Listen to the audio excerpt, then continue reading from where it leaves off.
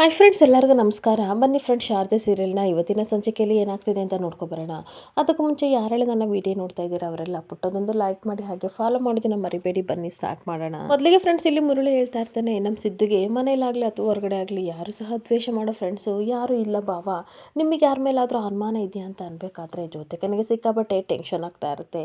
ಆಗ ತನ್ನ ಮನಸ್ಸಲ್ಲಿ ದಶರಥ ಯೋಚನೆ ಮಾಡ್ಕೋತಾ ಇರ್ತಾನೆ, ತನ್ನ ಮಗಳು ದೊಡ್ಡ ಕ್ರಿಮಿನಲ್ ಆಗಿದ್ದಾಳೆ ಅಂತ ಏನಾದರೂ ತಾಯಿಗೆ ಗೊತ್ತಾದರೆ ಎಷ್ಟು ಸಂಕಟ ಆಗುತ್ತೆ. ಅದಕ್ಕಿಂತ ನೋವು ಬೇಕಾ? ನಾನು ಯಾವ ಬಾಯಲ್ಲಿ ಸುಮಿತ್ರನಿಗೆ ನಿನ್ನ ಮಗಳೇ ಸಿದ್ದು ಟ್ರಕ್ನ ಸುಟ್ಟಾಕಿದ್ದು ಅಂತ ಹೇಳಿ, ಅಯ್ಯೋ ದೇವ್ರೆ, ಇಂಥ ಪರಿಸ್ಥಿತಿಗೆ ನನ್ನನ್ನು ತಂದುಬಿಟ್ಟಲ್ಲ ಅಂತ ಯೋಚನೆ ಮಾಡ್ತಿರ್ಬೇಕಾದ್ರೆ, ಅಣ್ಣ ಏನಕ್ಕೆ ಸೈಲೆಂಟ್ ಆಗಿದೆಯಾ, ಏನಾದರೂ ಮಾತಾಡು ಅಂತ ವಿಮಲ ಕಣ್ಣೀರು ಹಾಕೊಂಡು ಕೇಳ್ತಾ ಇರಬೇಕಾದ್ರೆ,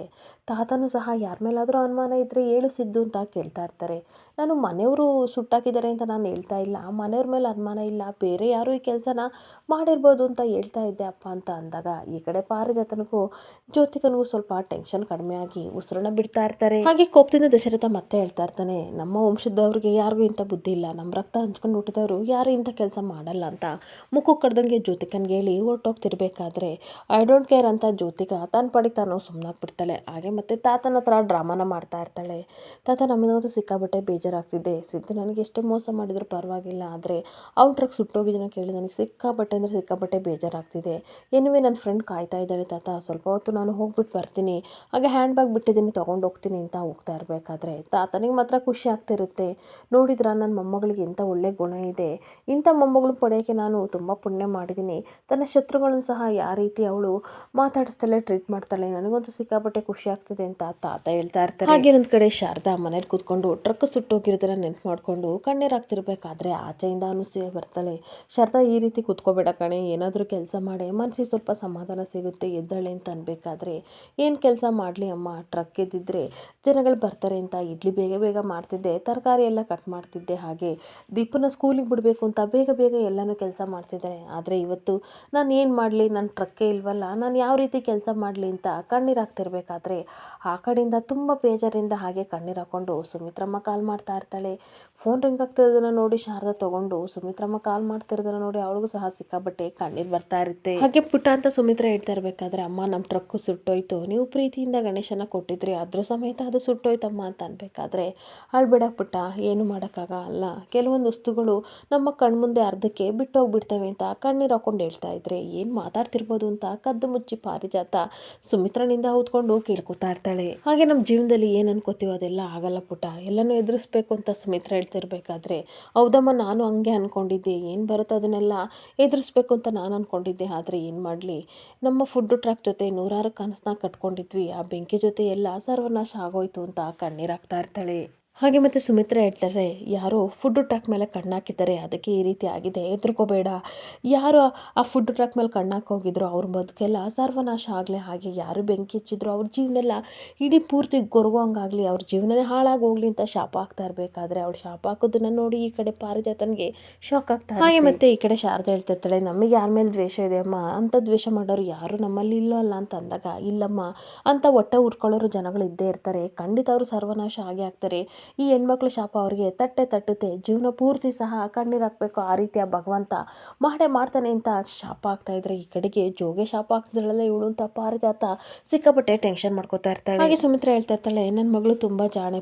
ನೋಡು ಪುಟ್ಟ, ನೀನು ಟೆನ್ಷನ್ ಮಾಡ್ಕೋಬೇಡ, ಏನೇ ಪ್ರಾಬ್ಲಮ್ ಇದ್ರೂ ಸಹ ನನ್ನ ಜೊತೆ ನೀನು ಮಾತಾಡು, ಎಷ್ಟೋ ನಿನ್ನ ಮನಸ್ಸಿಗೆ ಅಗರು ಆಗುತ್ತೆ, ಸರಿ ಫೋನ್ ಇಡ್ಲಾ ಅಂತ ಫೋನ್ ಕಟ್ ಮಾಡಿ ಈ ಕಡೆ ಅವಳು ಅಳ್ತಾ ಇರ್ತಾಳೆ, ಈ ಕಡೆ ಶಾರದನು ಕಣ್ಣೀರು ಹಾಕ್ತಾ ಇರ್ತಾಳೆ. ಜೊತೆಗೆ ಪಾರಿಜಾತ ಬಂದ್ಬಿಟ್ಟು, ಯಾರಿಗೆ ಶಾಪ ಆಗ್ತಿದೆಯಲ್ಲ ಸುಮಿತ್ರ ಅಂತ ಅನ್ಬೇಕಾದ್ರೆ, ಇನ್ನೇನತ್ತೆ, ನಮ್ಮ ಸಿದ್ದು ಮುದ್ದು ಶಾರದಾ ಫುಡ್ ಟ್ರಕ್ಗೆ ಬೆಂಕಿ ಇಟ್ಟಿದ್ರಲ್ಲ, ಅವರು ಸುಟ್ಟು ಭಸ್ಮ ಆಗಬೇಕು, ಹಾಗೆ ಆ ಪಾಪಿಗಳಿಗೆ ಈ ಜನ್ಮದಲ್ಲಿ ಒಳ್ಳೇದಾಗಲ್ಲ ಅಂತ ಅನ್ಬೇಕಾದ್ರೆ, ಇವಳಿಗಂತೂ ಮತ್ತಷ್ಟು ಶಾಕ್ ಆಗ್ತಾ ಇರುತ್ತೆ. ಹಾಗೆ ಮತ್ತೆ ಹೇಳ್ತಾ ಇರ್ತಾಳೆ, ನಮ್ಮ ಕಣ್ಣೀರಿನ ಶಾಪ ತಟ್ಟುತ್ತೆ, ನೋಡ್ತಾ ಅಂತ ಹೇಳಿ ಹೊರಟೋಗ್ತಿರ್ಬೇಕಾದ್ರೆ, ಅಯ್ಯೋ ದೇವ್ರೆ, ನಮ್ಮ ಗೋಲ್ಡಿಗೆ ಮಾತ್ರ ಇವಳು ಹೇಳಿರೋ ಶಾಪ ತಟ್ಟಿದ್ರೆ ಸಾಕು ಅಂತ ಪಾರಿಜಾತ ದೇವ್ರ ಹತ್ರ ಕೈ ಮುಗಿತಾ ಇರ್ತಾಳೆ. ಹಾಗೆ ಇನ್ನೊಂದು ಕಡೆ ಸಿದ್ದು CC ಕ್ಯಾಮ್ರಾದಲ್ಲಿ ದಶರಥನ ನೋಡಿ ಸಿಕ್ಕಾಬಟ್ಟೆ ಬೇಜಾರಿಂದ ರೋಡಲ್ಲಿ ನಡ್ಕೊಂಡು ಬರ್ತಾ ಇರ್ತಾನೆ. ಅಲ್ಲ,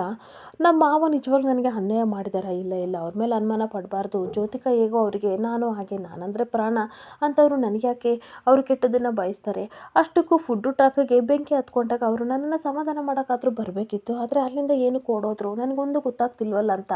ಯೋಚನೆ ಮಾಡಿಕೊಂಡು ರೋಡಲ್ಲಿ ಬರ್ತಿರ್ಬೇಕಾದ್ರೆ ಅದೇ ಸಮಯಕ್ಕೆ ಶಾರದಾ ಬರ್ತಾಳೆ. ಸರ್ ಏನಾಯಿತು ಸರ್? ಈಗಷ್ಟೇ ಅಮ್ಮ ಫೋನ್ ಮಾಡಿದ್ರು, ಸುಮಿತ್ರಮ್ಮ ಮಾತಾಡಿದ್ರು, ಯಾವಾಗಲೂ ನಿಮ್ಮ ಜೊತೆ ನಾನು ಇರ್ತೀನಿ, ಬೇಜಾರಿಂದ ಇರಬೇಡ ಶಾರದಾ, ಏನಿದ್ರು ನನ್ನ ಹತ್ರ ಮಾತಾಡು ಅಂತ ಹೇಳಿದರು. ಅವ್ರ ಮಾತನ್ನ ಕೇಳಿ ಸ್ವಲ್ಪ ಸಮಾಧಾನ ಆಯಿತು ಸರ್. ಅಷ್ಟಕ್ಕೂ CC ಕ್ಯಾಮ್ರಾದಲ್ಲಿ ಏನಾದರೂ ಕ್ಲೂ ಸಿಗ್ತಾ ನಿಮಗೆ ಅಂತ ಅಂದಾಗ ಸಿದ್ದು ತನ್ನ ಮನಸ್ಸಲ್ಲಿ ಯೋಚನೆ ಮಾಡ್ತಾ ಇರ್ತಾನೆ. ಅತ್ತೆ ಮಾವನ ಬಗ್ಗೆ ಒಳ್ಳೆ ಪ್ರೀತಿ, ನಂಬಿಕೆ, ಅಭಿಮಾನ ಎಲ್ಲ ಶಾರದವ್ರಿಗಿದೆ. ನಾನೇನಾದರೂ ಸತ್ಯನ ಹೇಳಿದ್ರೆ ಖಂಡಿತ ಅವರು ನಂಬಲ್ಲ, ತುಂಬ ಬೇಜಾರು ಮಾಡ್ಕೋತಾರೆ. ಇವಾಗಲೇ ಏನು ಅಂತ ಗೊತ್ತಿಲ್ಲದೆ ನಾನು ಹೇಳೋಕ್ಕಾಗಲ್ಲ, ಮೊದಲು ಸತ್ಯ ಏನು ಅಂತ ನಾನು ತಿಳ್ಕೊಬೇಕು ಅಂತ ಅಂದ್ಬಿಟ್ಟು ಹಾಗೆ ಯೋಚನೆ ಮಾಡ್ತಿರ್ಬೇಕಾದ್ರೆ, ಯಾಕೆ ಸರ್ ಯೋಚನೆ ಮಾಡ್ತಿದ್ದೀರಾ, ಏನು ಸಹ CC ಕ್ಯಾಮ್ರಾದಲ್ಲಿ ಕ್ಲೂ ಸಿಗಲಿಲ್ವ ಅಂತ ಅಂದಾಗ, ಇಲ್ಲ ಕ್ಲಾರಿಟಿ ಸರಿಯಾಗಿ ಕಾಣಲಿಲ್ಲ, ಕತ್ಲೆ ಬೇರೆ ಆಗಿತ್ತಲ್ವ, ಯಾರ ಮುಖನೂ ಸರಿಯಾಗಿ ಕಾಣಲಿಲ್ಲ ಶಾರದವ್ರೆ ಅಂತ ಅಂದಾಗ, ಯಾರು ಕೆಟ್ಟ ಕಣ್ಣು ಬಿತ್ತೋ ನಮಗಂತೂ ಗೊತ್ತಿಲ್ಲ ಸರ್, ನಾವು ಯಾರಿಗೂ ಅನ್ಯಾಯ ಮಾಡಿಲ್ಲ,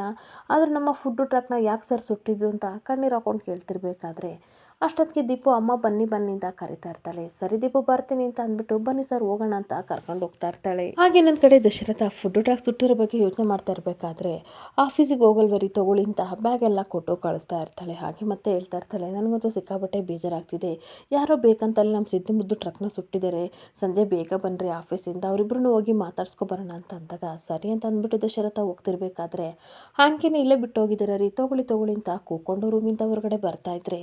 ದಶರಥ ಮಾತ್ರ ಜ್ಯೋತಿಕನ್ಗೆ ಏನಾಗಿದೆ, ಇಷ್ಟು ದೊಡ್ಡ ಅಪರಾಧ ಮಾಡಿದಾರಲ್ಲ, ಫುಡ್ಡು ಟ್ರಾಕ್ನ ಸುಟ್ಟಿದಾಳಲ್ಲ, ಇವಳನ್ನ ಏನು ಮಾಡಲಿ, ಅನ್ಯಾಯ ಮಾಡಿಬಿಟ್ಲು ಸಿದ್ದು ಶಾರದನಿಗೆ ಅಂತ ಬೇಜಾರಿಂದ ಬರ್ತಿರ್ಬೇಕಾದ್ರೆ ನಿಂತ್ಕೊಂಡ್ರೆ ಹ್ಯಾಂಕಿ ಬೇರೆ ರೂಮಲ್ಲೇ ಬಿಟ್ಟೋಗಿದ್ದೀರಾ, ತಗೊಳ್ಳಿ, ಯಾಕೆ ಎಷ್ಟು ಟೆನ್ಷನ್ ಮಾಡ್ಕೊಂಡಿದ್ದೀರಾ, ಏನಾಯಿತು ಹುಷಾರಿಲ್ವ ಅಂತ ಮೈನ ಟಚ್ ಮಾಡಿ ನೋಡ್ತಾ ಇರ್ತಾಳೆ. ಅದೆಲ್ಲ ಜೋ ಅಂತ ಹೇಳ್ಬೇಕಾದ್ರೆ ಸುಮ್ಮನೆ ಇರಿ, ನನಗೆ ಗೊತ್ತು ಜ್ಯೋತಿಕನ್ಗೂ ದೊಡ್ಡ ಅನ್ಯಾಯ ಆಗಿದೆ, ಈಗ ಸಿದ್ದು ಮುದ್ದನ ಟ್ರಕ್ ಸುಟ್ಟೋಗಿದೆ, ಯಾರೋ ಬೇಕಂತ ಮಾಡಿ ನಮ್ಮ ಕುಟುಂಬದ ಮೇಲೆ ಯಾಕೆ ಕೆಟ್ಟ ಕಣ್ಣು ಬಿತ್ತೋ ಗೊತ್ತಿಲ್ಲ, ಈ ಕಡೆ ಚಕ್ರ ಇಲ್ಲದೆ ರಥ ಥರ ಆಗ್ಬಿಟ್ಟಿದೆ, ನಮ್ಮ ಜೀವನ ಈ ರೀತಿ ಆಗ್ಬಿಡ್ತು ಅಂತ ಬೇಜಾರಿಂದ ಹೇಳ್ತಾ ಇರ್ತಾಳೆ. ಹಾಗೆ ಆದರೂ ಸಹ ತನ್ನ ಪಾಡಿ ತಾನು ದಶರಥ ಯೋಚನೆ ಮಾಡ್ತಾ ಇರಬೇಕಾದ್ರೆ ಸುಮಿತ್ರ ಹೇಳ್ತಾ ಇರ್ತಾಳೆ, ಅಲ್ಲಿ ಸಿದ್ದು ಶಾರದಂಗೆ ಆ ಕಷ್ಟ, ಇಲ್ಲಿ ನಮಗೂ ನಮ್ಮ ಮಗಳಿಗೂ ಈ ಕಷ್ಟ, ಏನ್ರಿ ಮಾಡೋದು ಅಂತ ಅಂದಾಗ ಟೆನ್ಷನ್ ಮಾಡ್ಕೋಬೇಡ ದೇವರಿದ್ದಾನೆ ಅಂತ ಹೇಳ್ಬೇಕಾದ್ರೆ ಮತ್ತೆ ದಶರಥ ಹೇಳ್ತಾ ಇರ್ತಾನೆ, EMIನೂ ಸಹ ಕಟ್ಟಿರಲ್ಲ, ಸ್ವಲ್ಪ ದುಡ್ಡಿನ ಸಹಾಯ ಮಾಡಬೇಕು ಅಂತ ಅಂದ್ಕೊಂಡಿದ್ದೀನಿ, ಆದರೆ ಈ ವಿಷಯ ಅಪ್ಪನಿಗೆ ಗೊತ್ತಾದರೆ ಕೋಪ ಮಾಡ್ಕೋತಾರೆ, ಅಪ್ಪನಿಗೆ ಹೇಳ್ಬೇಡ ಅಂತ ಅಂದಾಗ ಖಂಡಿತ ರೀ ನಾನು ಯಾರಿಗೂ ಹೇಳಲ್ಲ, ಈ ಮನೇಲೇ ಇದ್ದಿದ್ರೆ ಸಿದ್ದುಗೆ ನಾವು ಸಹಾಯ ಮಾಡ್ತಾ ಇರಲಿಲ್ವ, ಹೇಗಾದರೂ ಮಾಡಿ ಅವನಿಗೆ ಎಲ್ಪ್ ಮಾಡೋಣ, ಈ ಕಡೆ ಶಾರದನೂ ಸಹ ಕುಸ್ತೋಗ್ಬಿಟ್ಟಿದ್ದಾಳೆ ಕಣ್ರಿ, ಏನಾದರೂ ಸಹಾಯ ಮಾಡೋಣ ಅಂತ ಅಂದಾಗ ಸರಿ ನಾನು ಆಫೀಸಿಂದ ಬೇಗ ಬರ್ತೀನಿ ಅಂತ ಹುಷಾರಂತ ಹೇಳಿ ಹೊರಟು ಹೋಗ್ತಾ ಇರ್ತೀನಿ. ಹಾಗೆ ಒಂದು ಕಡೆ ಶಾರದಾ ಸಿದ್ದು ದೀಪನ ಮಲಗಿಸಿ ತುಂಬ ಯೋಚನೆ ಮಾಡ್ತಾ ಇರಬೇಕಾದ್ರೆ ವಟಾರದವರೆಲ್ಲರೂ ಸಹ ತಿಂಡಿನ ತಗೊಬಂದ್ಬಿಟ್ಟು ತಿನ್ನಿ ಶಾರದಾ, ತಿನ್ನಿ ಅಮ್ಮ ಅಂತ ಹೇಳ್ತಾ ಇರ್ತಾರೆ. ಎಲ್ಲರೂ ಸಹ ಆಶ್ಚರ್ಯದಿಂದ ನೋಡ್ತಿರ್ಬೇಕಾದ್ರೆ ವಟಾರ ಜನಗಳು ಹೇಳ್ತಾ ಇರ್ತಾರೆ, ನೀವು ಖಂಡಿತ ಏನು ತಿಂದಿರಲ್ಲ ಅಂತ ನಮಗೆ ಗೊತ್ತು, ಅದಕ್ಕೆ ನಾವು ತೊಗೊಬಂದಿದ್ದೀವಿ ಅಂತ ಅಂದಾಗ ಗಂಡಸರೆಲ್ಲ ಹೇಳ್ತಾ ಇರ್ತಾರೆ, ಬಿಸ್ನೆಸ್ ಮಾಡ್ಬೇಕಂತ ಹೊರಟಿದ್ರಿ, ಆ ವಿಧಿಗೆ ಯಾಕೋ ನಿಮ್ಮ ಮೇಲೆ ತುಂಬ ಬೇಜಾರಾಯಿತು ಅಂತ ಅನಿಸುತ್ತೆ, ಕಣ್ಬಿದ್ದು ಈ ರೀತಿ ಎಲ್ಲ ಆಯಿತು, ಧೈರ್ಯ ತೊಗೊಳ್ಳಿ ಅಂತ ಅನ್ಬೇಕಾದ್ರೆ ಜೀವನದಲ್ಲಿ ಮುಂದೆ ಏನು ಮಾಡಬೇಕು ಅನ್ನೋದೇ ಗೊತ್ತಿಲ್ಲ, ನಮ್ಮ ಹತ್ರ ಏನೂ ಇಲ್ಲ ಅಂತ ಶಾರದಾ ಕಣ್ಣೀರಾಗ್ತಾ ಇರ್ತಾಳೆ. ಹಾಗೆ ಓನರು ಸಹ ಹೇಳ್ತಾ ಇರ್ತಾರೆ, ಶಾರದಮ್ಮ, ಸಿದ್ಧಾರ್ಥ ಅವರೇ ಟೆನ್ಷನ್ ಮಾಡಬೇಡಿ, ಕಷ್ಟ ಬಂತು ಅಂತ ಕೂಗಬೇಡಿ, ನಿಮಗೆ ನಿಮ್ಮದೇ ಆದ ಕಸ್ಟಮರ್ ಇದ್ದಾರೆ, ಪಕ್ಕದ್ದು ಫ್ಯಾಕ್ಟ್ರಿಯಿಂದ ಕಸ್ಟಮರ್ ತುಂಬ ಜನ ಬರ್ತಾರೆ, ಹೇಗಾದರೂ ಮಾಡಿ ಬಿಸ್ನೆಸ್ನ ಸ್ಟಾರ್ಟ್ ಮಾಡಿ ಅಂತ ಅಂದಾಗ ಟ್ರಕ್ಕೇ ಇಲ್ವಲ್ಲ ಸರ್ ಅಂತ ಸಿದ್ದು ಹೇಳ್ತಿರ್ಬೇಕಾದ್ರೆ ಅಜ್ಜಿ ಹೇಳ್ತಾ ಇರ್ತಾರೆ, ಏನು ಅಂತ ಯೋಚನೆ ಮಾಡ್ತಾ ಇದ್ದೀರಾ ನೀವಿಬ್ರು, ನಾನು ಇದೇ ರೀತಿ ಯೋಚನೆ ಮಾಡ್ಕೊಂಡು ಕೂತ್ಕೊಂಡಿದ್ರೆ ಇಡ್ಲಿ ವ್ಯಾಪಾರ ಮಾಡೋಕ್ಕಾಗ್ತಿತ್ತ, ಯಾಕೆ ಟೆನ್ಷನ್ ಮಾಡ್ಕೋತೀಯ ಅಂತ ಹೇಳ್ತಾ ಇರಬೇಕಾದ್ರೆ ಓನರು ಸಹ ಹೇಳ್ತಾ ಇರ್ತಾರೆ, ಜಾಗ ಇಲ್ಲ ಅಂತ ಅನ್ಕೋಬೇಡಿ, ಅಜ್ಜಿ ತಿಂಡಿ ಮಾಡ್ತಿದ್ರಲ್ಲ ಆ ಜಾಗದಲ್ಲಿ ನಾವು ವ್ಯವಸ್ಥೆ ಮಾಡ್ಕೊಡ್ತೀವಿ, ನಾವು ನಿಮಗೆ ಸಹಾಯ ಮಾಡ್ತೀವಿ, ನಿಮ್ಮ ಕೈ ರುಚಿನ ನೀವು ಬಿಡಬೇಡಿ, ಮುಂದುವರಿಸಿ ಅಂತ ಅಂದಾಗ ಅಜ್ಜನೂ ಹೇಳ್ತಾ ಇರ್ತಾರೆ, ಬಂದಿರೋ ಜನಗಳೆಲ್ಲರೂ ಸಹ ನಿಮ್ಮ ಅಮ್ಮಮ್ಮ ತಿಂಡಿ ಬಂಡಿ ಫುಡ್ ಟ್ರಾಕ್ ನೋಡಿ ಬಂದಿಲ್ಲಪ್ಪ, ನಿನ್ನ ಕೈ ರುಚಿ ನೋಡಿ ಬಂದಿದ್ದಾರೆ, ನೋಡು ಶಾರದಾ, ನಿಮ್ಮಿಬ್ಬರು ಕೈ ರುಚಿ ಯಾವತ್ತೂ ಸುಟ್ಟೋಗಿಲ್ಲ, ಸುಟ್ಟೋಗಿರೋದು ನಿಮ್ಮ ಅಮ್ಮಮ್ಮ ಟ್ರಕ್ ಅಷ್ಟೇ, ಆದರೆ ನೀವು ತಲೆ ಕೆಡಿಸ್ಕೋಬೇಡಿ, ಮತ್ತೆ ಬಿಸ್ನೆಸ್ ಸ್ಟಾರ್ಟ್ ಮಾಡಿ ಅಂತ ವಟಾರ ಜನಗಳೆಲ್ಲರೂ ಸಹ ಸಹಾಯ ಮಾಡ್ತೀವಿ ಅಂತ ಹೇಳ್ತಾ ಇರಬೇಕಾದ್ರೆ ಇವರಿಗೆ ಆತ್ಮವಿಶ್ವಾಸ ಬರ್ತಾ ಇರುತ್ತೆ. ಆಗ ಸಿದ್ದು ಹೇಳ್ತಾ ಇರ್ತಾನೆ, ಇವ್ರು ಹೇಳೋದು ಕರೆಕ್ಟ್ ಆಗಿದೆ, ನೆನ್ನೆ ಇಡ್ಲಿ ಹಿಟ್ಟು ಹೇಗಿದ್ರು ಹಾಗೆ ಇದೆ, ಅದನ್ನು ವೇಸ್ಟ್ ಮಾಡೋದು ಬೇಡ, ಇವತ್ತು ತಿಂಡಿಗಾಗುತ್ತೆ, ಬನ್ನಿ ನಾವು ತಿಂಡಿ ಮಾಡೋಣ ಅಂತ ಅಂದಾಗ ಸರಿ ಸರ್ ಅಂತ ಹೇಳ್ಬಿಟ್ಟು ಶಾರದಾ ಎಲ್ಲರಿಗೂ ಕೈ ಮುಗಿದು ಹೇಳ್ತಾ ಇರ್ತಾಳೆ, ನಿಮ್ಮ ಸಹಾಯನ ನಾನು ಯಾವತ್ತೂ ಮರೆಯಲ್ಲ, ಎಲ್ಲರೂ ಸಹ ಈ ಥರ ಆದಾಗ ದುಡ್ಡು ಕೊಡಬೇಕು ಅಂತ ಹಿಂದೆ ಸರಿತಾರೆ, ಆದರೆ ನೀವು ನನಗೆ ಆತ್ಮವಿಶ್ವಾಸನ ತುಂಬಿದ್ದೀರಾ, ನಿಮ್ಮ ಋಣನ ನಾನು ಯಾವತ್ತೂ ಮರೆಯಲ್ಲ ಅಂತ ಅನ್ಬೇಕಾದ್ರೆ ಸಿದ್ದನು ಸಹ ಅಕ್ಕ ತಂಗಿ ಅಣ್ಣ ತಮ್ಮನ ಥರ ನನಗೆ ನೀವು ಸಲಹೆ ನೀಡಿದ್ದೀರಾ, ತುಂಬ ಥ್ಯಾಂಕ್ಸ್ ಅಂತ ಅನ್ಬೇಕಾದ್ರೆ ಒಟ್ಟಾರದ ಹೆಂಗಸರೆಲ್ಲ ಹೇಳ್ತಾ ಇರ್ತಾರೆ, ನಿಮ್ಮಷ್ಟು ಕೈ ರುಚಿಯಾಗಿ ನಮಗೆ ತಿಂಡಿ ಮಾಡೋಕ್ಕೆ ಬರಲ್ಲ, ಆದರೆ ನಿಮಗೆ ನಾವು ಖಂಡಿತ ಸಹಾಯ ಮಾಡ್ತೀವಿ, ಬೇಗ ಬೇಗ ತಿಂಡಿ ತಿಂದು ಕೆಲಸ ಸ್ಟಾರ್ಟ್ ಮಾಡೋಣ ಬನ್ನಿ ಅಂತ ಹೇಳ್ತಿರ್ಬೇಕಾದ್ರೆ ಸಿದ್ದು ಶಾರದಾ ಪ್ರೀತಿಯಿಂದ ತಿಂಡಿ ತಿಂತಾ ಇರ್ತಾರೆ. ಹಾಗೆ ನನ್ನ ಕಡೆ ರೂಮಲ್ಲಿ ಕುತ್ಕೊಂಡು ಈ ಕಡೆ ವಿಮಲ ಸಿಕ್ಕಾಪಟ್ಟೆ ಕಣ್ಣೀರು ಹಾಕ್ತಿರ್ಬೇಕಾದ್ರೆ ಈ ಕಡೆ ಮುರಳಿ ಬರ್ತಾನೆ. ರೀ ನಿಂತ್ಕೊಳ್ರಿ ಒಂದು ನಿಮಿಷ, ನನಗೆ ಸಿದ್ದನ್ನ ನೋಡಬೇಕು ಅಂತ ಅನ್ನಿಸ್ತಿದೆ, ಫುಡ್ ಟ್ರಕ್ ಬೇರೆ ಸುಟ್ಟೋಗಿದೆ, ಅವನ್ನ ಇವಾಗಲೇ ನೋಡಬೇಕು, ಬನ್ನಿ ಹೋಗೋಣ ಅಂತ ಅಂದಾಗ ಯಾಕೆ ಇಷ್ಟೊಂಥರ ಟೆನ್ಷನ್ ಮಾಡ್ಕೋತೀಯ, ನಾಳೆ ಹೋದ್ರಾಯ್ತು ಬಿಡ್ರಿ ಅಂತ ಅಂದಾಗ ಏನ್ರಿ ಮಾತಾಡ್ತಿದ್ದೀರಾ, ಮಗ ಅಷ್ಟು ಕಷ್ಟದಲ್ಲಿದ್ದಾನೆ, ನಾಳೆ ಹೋಗ್ಬೇಕು ಅಂತ ಹೇಳ್ತಾ ಇದ್ದೀರಾ, ನನಗೆ ಅದೆಲ್ಲ ಗೊತ್ತಿಲ್ಲ, ನಾನು ಹೋಗ್ಬೇಕು ಅಂದರೆ ಹೋಗಬೇಕು, ಎಲ್ಲದಕ್ಕೂ ಏನಾದರೂ ಒಂದು ರೀಸನ್ ಹೇಳ್ತೀರಾ ಅಂತ ಕೂಗಾಡ್ತಿರ್ಬೇಕಾದ್ರೆ ಅಯ್ಯೋ ದೇವ್ರೆ ಏನು ಮಾಡಲಿ, ವೈದೇಹಿನ ಕರ್ಕೊಂಡು ಮೂವಿಗೆ ಹೋಗ್ಬೇಕು ಅಂತ ಅಂದ್ಕೊಂಡಿದ್ದೆ, ಇವಳು ನೋಡಿದರೆ ಇವಾಗಲೇ ಸಿದ್ದನ ನೋಡಬೇಕು ಅಂತ ಹೇಳ್ತಾ ಇದ್ದಾಳೆ, ಈ ಕಡೆ ಇವಳನ್ನ ಕರ್ಕೊಂಡು ಹೋದ್ರೆ ಅವಳಿಗೆ ಕೋಪ, ಅವಳ ಹತ್ರ ಹೋಗಲ್ಲ ಅಂದರೆ ಇವಳಿಗೆ ಕೋಪ, ಇಬ್ಬರು ಹೆಂಡತಿನ ಕಟ್ಕೊಂಡು ಯಪ್ಪ ರೇಗಾಡೋದಿದೆಯಲ್ಲ ದೊಡ್ಡ ಕರ್ಮ ಅಂತ ತನ್ನ ಮನಸ್ಸಲ್ಲಿ ಯೋಚನೆ ಮಾಡ್ತಿದ್ರೆ ಅವರನ್ನ ನೋಡಿಕೊಂಡು ಈ ಕಡೆ ವಿಮಲ ಸಿಕ್ಕಾಪಟ್ಟೆ ಕೋಪ ಮಾಡ್ಕೋತಾ ಇರ್ತಾಳೆ. ಹಾಗೆ ಮತ್ತೆ ಹೇಳ್ತಾ ಇರ್ತಾಳೆ, ನಾನು ಮಾತಾಡೋದು ಕೇಳಿಸ್ತಿಲ್ವಾ, ನಿಮಗೆ ಅರ್ಥ ಆಗ್ತಿಲ್ವಾ ಅಂತ ಅನ್ಬೇಕಾದ್ರೆ ಅರ್ಥ ಆಗ್ತಿದೆ ಕಣೆ, ನನಗೊಂದು ಮೀಟಿಂಗ್ ಇದೆ ಇಂಪಾರ್ಟೆಂಟ್, ನಾನು ಹೋಗಲೇಬೇಕು, ಬೇಜಾರು ಮಾಡ್ಕೋಬೇಡ ಅಂದಾಗ ನನ್ನ ಮೇಲೆ ಪ್ರೀತಿನೇ ಇಲ್ಲ, ಇತ್ತೀಚೆಗೆ ಈ ರೀತಿ ಆಡ್ತಿದ್ದೀರಾ ಅಂತ ಅಂದಾಗ ಆ ರೀತಿ ಎಲ್ಲ ಏನಕ್ಕೆ ಯೋಚನೆ ಮಾಡ್ತೀಯಾ, ಖಂಡಿತ ನನ್ನ ಮೇಲೆ ಪ್ರೀತಿ ಇದೆ, ಏನೋ ಕೆಲಸ ಇದೆ, ಹೋಗಿ ಬರ್ತೀನಿ, ನಾಳೆ ಮದರ್ ಪ್ರಾಮಿಸ್ ನನ್ನ ಕರ್ಕೊಂಡು ಹೋಗ್ತೀನಿ ಅಂತ ಮುರಳಿ ಹೋಗ್ತಾ ಇದ್ರೆ ವಿಮಲ ಸಿಕ್ಕಾಪಟ್ಟೆ ಕಣ್ಣೀರು ಹಾಕೊಂಡು ಕೂತ್ಕೊಬಿಡ್ತಾಳೆ. ಅಷ್ಟೊತ್ತಿಗೆ ಅಮ್ಮ ಕಾಫಿ ಕುಡೀರಿ ಅಂತ ಈ ಕಡೆ ಆರತಿ ಕಾಫಿ ತೊಗೊಂಡು ಬಂದಾಗ ಯಾಕಮ್ಮ ಅಳ್ತಿದ್ಯಾ ಅಂತ ಅಂದಾಗ ನನಗೆ ಸಿದ್ದನ ನೋಡಬೇಕು ಅಂತ ಅನ್ನಿಸ್ತಿದೆ ಕಣೆ,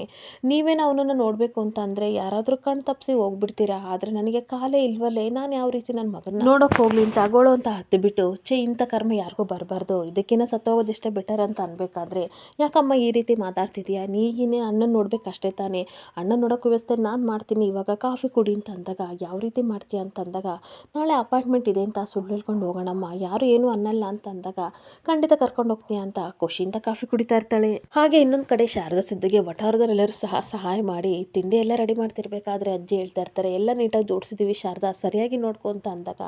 ಯಾವ ರೀತಿ ನಿಮಗೆ ಥ್ಯಾಂಕ್ಸ್ ಹೇಳ್ಬೇಕಂತ ಗೊತ್ತಿಲ್ಲ, ನಿಮ್ಮ ಋಣನ ನಾವು ಯಾವತ್ತೂ ಮರೆಯಲ್ಲ, ನಾವು ಒಂಟಿ ಯಾರೂ ಇಲ್ಲ ಅಂತ ನಾವು ಅಂದ್ಕೊಂಡಿದ್ವಿ, ಆದರೆ ನಮ್ಮ ಬೆನ್ನಿಂದೆ ನೀವೆಲ್ಲ ಇದ್ದೀರಲ್ಲ, ತುಂಬ ಅಂದರೆ ತುಂಬ ಖುಷಿ ಆಗ್ತಿದೆ, ನಿಮ್ಮ ಋಣನ ಯಾವತ್ತೂ ಮರೆಯಲ್ಲ ಅಂತ ಅಂದಾಗ ಸಿದ್ದನು ಸಹ ಹೇಳ್ತಾ ಇರ್ತಾನೆ, ನಮ್ಮ ಫುಡ್ ಟ್ರಕ್ ಸುಟ್ಟೋದಾಗ ನಮಗೆ ಜೀವನನೇ ಇಲ್ಲ ಅಂತ ಅಂದ್ಕೊಂಡ್ವಿ, ಆದರೆ ನೀವೆಲ್ಲ ಇಷ್ಟು ಸಹಾಯ ಮಾಡ್ತಿದ್ದೀರಲ್ಲ, ನೀವೇ ನಮ್ಮವರು ಅಂತ ಹೇಳ್ತಾ ಇರ್ತಾರೆ. ಮತ್ತೆ ಒಟ್ಟಾರದವರು ಸಹ ಹೇಳ್ತಾ ಇರ್ತಾರೆ, ಬೇಜಾರು ಮಾಡ್ಕೋಬೇಡಿ, ನಾವು ಮನುಷ್ಯರಲ್ವಾ, ಕಷ್ಟ ಸುಖಕ್ಕೆ ನಾವು ಖಂಡಿತ ಆಗ್ತೀವಿ, ನೀವು ಬಿಸ್ನೆಸ್ ಸ್ಟಾರ್ಟ್ ಮಾಡಿ ಅಂತ ಅನ್ಬೇಕಾದ್ರೆ ಈ ಕಡೆ ಶಾರದಾ ಕಣ್ಣೀರು ಹಾಕೊಂಡು ಹೇಳ್ತಾ ಇರ್ತಾಳೆ, ನಿಮ್ಮ ಋಣನ ಯಾವತ್ತೂ ತೀರ್ಸೋಕ್ಕಾಗಲ್ಲ ಅಂತ ಅನ್ಬೇಕಾದ್ರೆ ಎಲ್ಲ ಜನಗಳು ಬರ್ತಾರೆ, ನಮಗೆ ಟ್ರಕ್ ಸುಟ್ಟೋಯ್ತು ಅಂತ ಕೇಳಿ ವಿಷಯ ತುಂಬ ಬೇಜಾರಾಯಿತು, ಆದರೆ ಬೀದಿಲಾದ್ರೇನು ಎಲ್ಲಾದ್ರೇನು ನಿಮ್ಮ ಕೈ ರುಚಿ ಸಿಗ್ತಿದೆಯಲ್ಲ ಅಷ್ಟಕ್ಕೆ ನಮಗೆ ತುಂಬ ಖುಷಿ ಆಗ್ತಿದೆ ಅಂತ ಜನಗಳು ಹೇಳಿ ಮತ್ತೆ ಹೇಳ್ತಾ ಇರ್ತಾರೆ, ಯಾವ ರೀತಿ ಟ್ರಕ್ಕು ಸುಟ್ಟೋಯ್ತು, ಯಾರಾದರೂ ಸಿಗರೇಟ್ನ ಸೇದಿ ನಿಮ್ಮ ಟ್ರಕ್ ಒಳಗಡೆ ಎಸ್ತರ ಅಥವಾ ಏನಾದರೂ CC ಕ್ಯಾಮ್ರಾದಲ್ಲಿ ನೋಡಬೇಕಿತ್ತು ಅಂತ ಅಂದಾಗ ಎಲ್ಲ ಕಡೆ ನೋಡಿದ್ವಿ, ಸರಿಯಾಗಿ ಕಾಣಿಸ್ಲಿಲ್ಲ ಅಂತ ಅನಸು ಹೇಳ್ತಿರ್ಬೇಕಾದ್ರೆ ಸರಿ ಒಂದು ಪ್ಲೇಟ್ ಇಡ್ಲಿ ಕೊಡಿ ಅಂತ ಅಂದ್ಬಿಟ್ಟು ಎಲ್ಲರೂ ಇಡ್ಲಿ ತಗೊಂಡು ತಿಂತಾ ಇರ್ತಾರೆ. ಆಗ ಸಿದ್ದು ಯೋಚನೆ ಮಾಡ್ತಾ ಇರ್ತಾನೆ, ಮಂಜುನಾಥ್ ಅವರು ಕುಟ್ಕೊಂಡು ಇಲ್ಲೇ ತಾನೇ ಮಲಗೋದು, ಅಂದಮೇಲೆ ಅವ್ರಿಗೆ ಏನಾದರೂ ವಿಷಯ ಗೊತ್ತಿರುತ್ತೆ ಕೇಳೋಣ ಅಂತ ಅಂದ್ಬಿಟ್ಟು ನೀವು ಬಡಿಸ್ತಾ ಇರಿ ಬರ್ತೀನಿ ಅಂತ ಮಂಜುನಾಥ್ನ ಬಿಡ್ಕೊಂಡು ಸಿದ್ದು ಹೋಗ್ತಾ ಇರ್ತಾನೆ. ಇನ್ನೊಂದು ಕಡೆ ಜ್ಯೋತಿಕಾ ರೆಡಿಯಾಗಿ ಎಲ್ಲ ಹೋಗ್ತಿರ್ಬೇಕಾದ್ರೆ ನವೀನ ಕಾಲ್ ಮಾಡಿ ಒಂದು ವಿಡಿಯೋ ಕಳಿಸಿದ್ದೀನಿ ನೋಡೋಕ್ಕ ಅಂತ ಅಂದಾಗ ಆ ವಿಡಿಯೋ ನೋಡಿ ಅವಳಿಗೆ ಸಿಕ್ಕಾಬಟ್ಟೆ ಶಾಕ್ ಆಗ್ತಾ ಇರುತ್ತೆ. ಸಿದ್ದು ಪೊಲೀಸರಿಗೆಲ್ಲ ಕಂಪ್ಲೇಂಟ್ ಕೊಟ್ಟಿದ್ದಾನೆ ನೋಡಿ, ಅವಳು ಶಾಕ್ ಆಗಿ ಹಾಗೆ ನಿಂತ್ಕೊಬಿಡ್ತಾಳೆ. ಇಲ್ಲಿಗೆ ಸಂಚಿಕೆ ಎಂಡ್ ಆಗ್ತಿದೆ. Thank you.